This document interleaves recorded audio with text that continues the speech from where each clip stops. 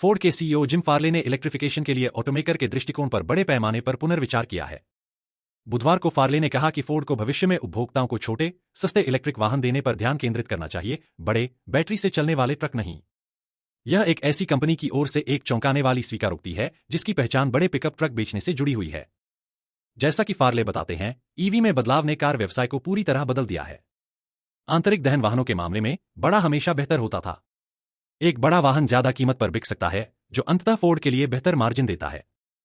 सीधे शब्दों में कहें तो फोर्ड $25,000 इकोस्पोर्ट्स की तुलना में $65,000 F150 बेचकर प्रति यूनिट के आधार पर बहुत ज्यादा पैसा कमा सकता है।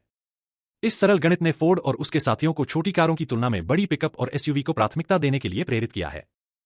फोर्ड की दूसरी तिमाही की आय कॉल पर उन्होंने कहा, ईवी के लिए यह बिल्कुल विपरीत है।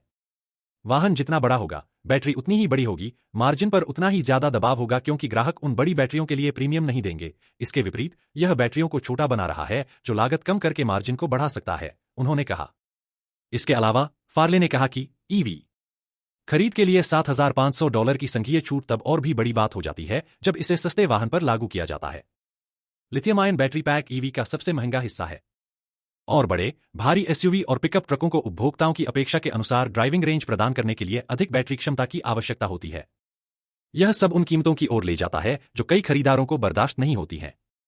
320 मील की रेंज वाली electric Ford F150 lightning pickup आपको कम से कम $68,000 में मिलेगी, जो कि गैसोलीन से चलने वाले मॉडल की तुलना में लगभग $20,000 अधिक है।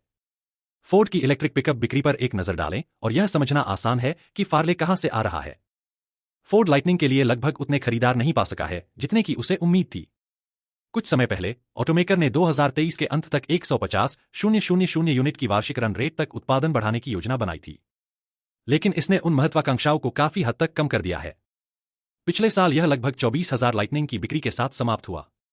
इसके विपरीत 2023 में लगभग 750,000 ग्राहकों ने गैस चालित फोर्ड ट्रक खरीदे। यह सब साबित करता है कि ऑटोमेकर अपने सबसे ज्यादा बिकने वाले गैस वाहनों के इलेक्ट्रिक वर्जन पेश करके सिर्फ पैसे नहीं कमा सकते, खासकर तब जब वे इलेक्ट्रिक विकल्प काफी ज्यादा कीमत पर आते हैं। ईवी की बिक्री में वृद्धि की दर वास्तव में धीमी हो गई है, लेकिन लोगों द्वारा खरीदे जा सकने वाले उत्पादों की रेंज एक बड़ा योगदान करता है। यह कुछ ऐसा है जिसे ऑटोमेकर नियंत्रित कर सकते हैं।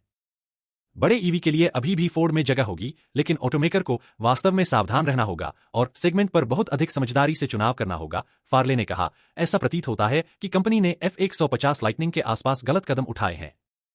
फोर्ड के ईवी व्यवसाय ने Q2 में $1.1 बिलियन का नुकसान उठाया क्योंकि कंपनी उत्पादन को बढ़ाने के लिए सार्थक अर्थव्यवस्थाओं को प्राप्त करने के लिए काम कर रही है, फोर्ड ने बुधवार को कहा। फार्ले ने कहा कि आगे चलकर बड़े फोर्ड ईवी वाणिज्यिक और कार्यवाहन होंगे और कंपनी उन्हें बाजार में लाने के लिए बहुत सारी साझेदारियों पर निर्भर करेगी। उन्होंने कहा, कुल मिलाकर ईवी यात्रा विनम्र रही है, लेकिन इसने हमें एक कंपनी के रूप में और भी अधिक फिट होने के लिए मजबूर किया है।